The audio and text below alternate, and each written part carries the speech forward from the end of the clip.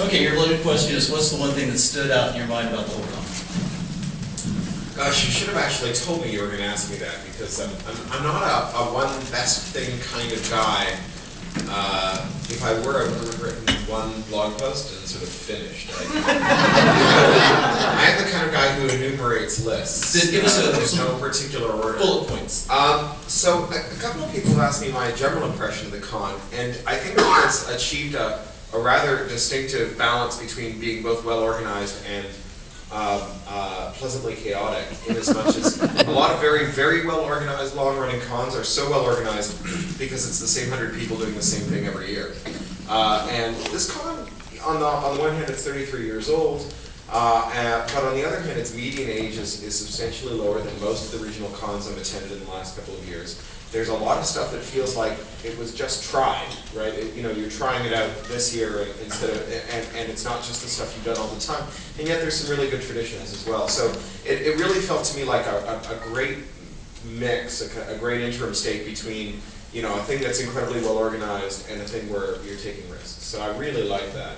Other things that I really liked, I was so well scheduled that mostly I just ended up on my own program items, which was unfortunate because it seemed like there were a lot of other really interesting ones that I could have gotten. So we overworked you, as you're saying? No, actually, most cons when you're the guest of honor, they work you like a government mule. And, like, one of my first cons, the first con I was ever guest of honor at, my first program item was at 9 in the morning, and my last one was running the auction at midnight. Which was, and I flew in from England for it, so midnight was 5 a.m. So that was pretty brutal. So this was actually, I ate 3 meals every day. It was incredible. Excellent. So, what book are we supposed to be looking for?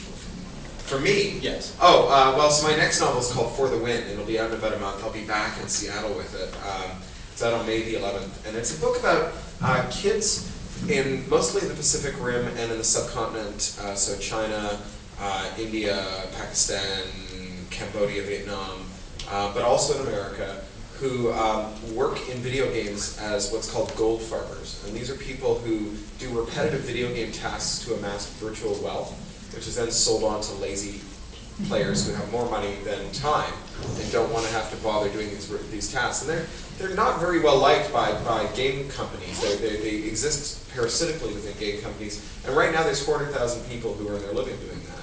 And I expect that number will go up. So that's kind of the premise of the book. And the premise of the book is that while in the last century we saw the globalization of capital, the next century we'll see a globalization of labor. And it starts here because they're all in the same virtual world. And so they organize a labor union called the Industrial Workers of the World Wide Web, or Webs, and create a trade syndicate across the games and across their countries. And so it's a fun game. It's a fun book because it veers from scenes of organizing in video games, among the Wookiees, to scenes of street fights in Guangzhou. With guys with goons with baseball bats. It's also a book about macro and microeconomics. And so like Little Brother, it's a book for kids about these very technical subjects and also social subjects. One of the most fun parts of it was writing about behavioral economics, which I think is an underappreciated but soon to be very exciting field. When do we expect to see this? It'll be May the 11th. So it's just about a month away? Just a month away, yeah. Wow. So I'll be back here like mid-May. Where will you be signing at? I don't know yet. They haven't told me. My publicist at Toro, I'm sure will sort it out. I know there's some good specialist young adult stores here, and there's that store that used to be in Pioneer Square and just moved. Yeah. So I don't know. Maybe they'll bring me back there again, but that's not something writers can control. Ask me what tour book I think people should be looking for.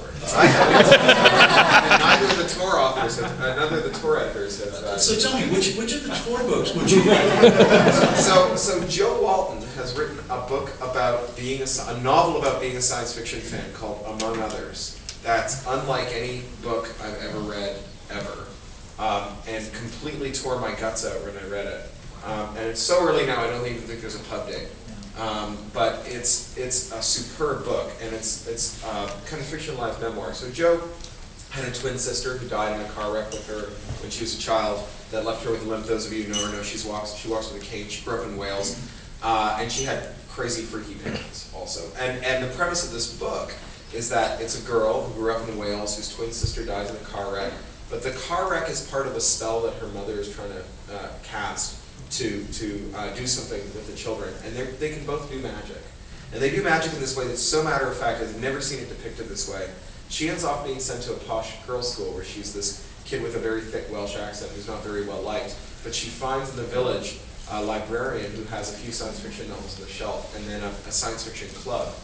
And she continues to do this magic, and it's about her relationship with her mother, her relationship with class, her relationship with her disability, her relationship with magic, and the world that science fiction opens to her. And it's a book like nothing you've ever read.